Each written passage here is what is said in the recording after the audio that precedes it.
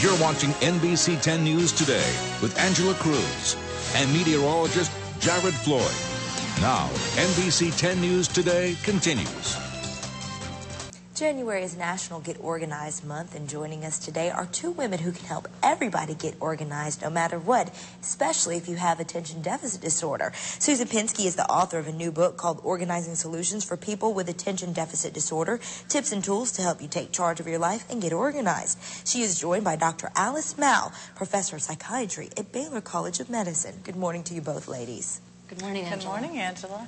Why do you think we need a National Get Organized Month? I think in this present society, we have so much more stuff, so many more items than we did in former societies that it's difficult for us to stay organized, and because we're just managing more. And people with ADD who have organizational difficulties are particularly sabotaged by the amount of things we own. So we try to cherry pick for them organizational systems that are simple, efficient, one step. Pop something on a shelf as opposed to take down a big a big tower of stacking bins and prying off lids and then having to restack them. Have a hook next to your door as opposed to having so that your ADD family member doesn't come through the door, have to walk across the room, open a closet door, pull down a hanger, put their coat on that. If you put a hook next to the door, they can just walk in and plop the coat on the hook, and they have a better chance of staying organized and keeping track of their stuff. This is the kind of advice that you can find at our website, practicaladvice.com, practicaladdvice.com. Wow. I want to talk about your new book, Organizing Solution. Tell me about it. In doing this book, what I tried to do was to show that there are many other values as a society that we equate with organizing. For instance, beautiful. We'll have a beautiful rattan basket on a shelf. But in order to keep things organized in that basket, we either have to label it, which is an extra step, or we have to pull it down and see what's in it, which is an extra step. So when I'm suggesting in the book and at the website, practicalaladvice.com, is that if we're going to have a basket on the shelf, it should be clear. Yeah, it's not pretty, but it stays organized because we can see what's in it. We don't lose track of our stuff. It stays on our radar. I suggest that frugality should be expressed through only buying what you imminently need to use and only keeping what you're imminently planning to use, not through keeping everything on the off chance that someday it might come in handy.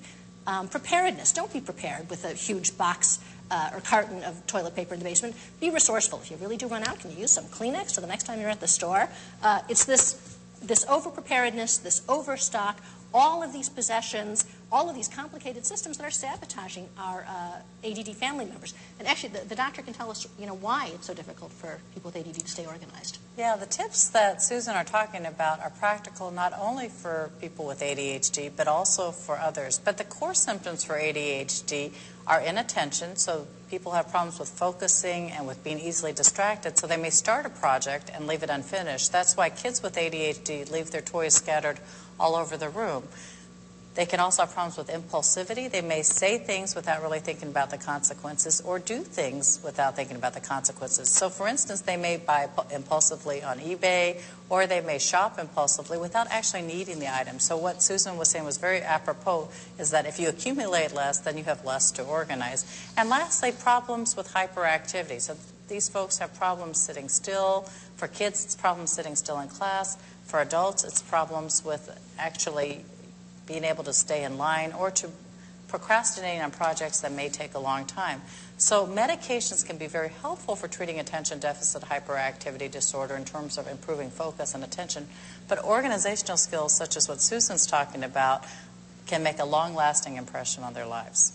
Well, Susan and Dr. Alice, thank you all for joining us this morning. Very informative topic. The book looks like it's really interesting and would help people not only with ADD, but also who just want to get organized.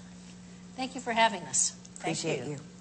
Stay tuned. You're watching NBC 10 News Today. It's coverage you can count on.